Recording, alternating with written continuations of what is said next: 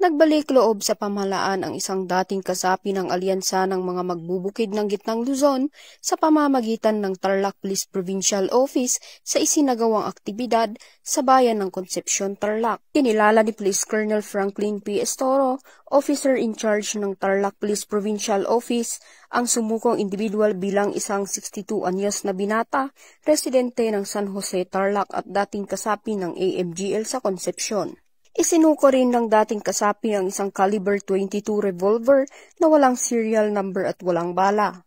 Ang kanyang pagbabalik loob ay naisakatuparan sa pangunguna ng Tarlac Police Provincial Office, katuwang ang mga unit mula sa Concepcion Municipal Police Station at iba pang kaukulang ahensya ng pamahalaan. Ang pagsuko ng naturang individual ay bahagi ng patuloy na kampanya ng pamahalaan laban sa insurhensya at ilegal na pagdadala ng armas, kasabay ng panawagan ng Tarlac Police Provincial Office sa mga natitira pang kasapi ng Communist Terrorist Group at mga kaalyado nito na talikuran na ang armadong pakikibaka at piliin ang landas ng kapayapaan at pagbabago.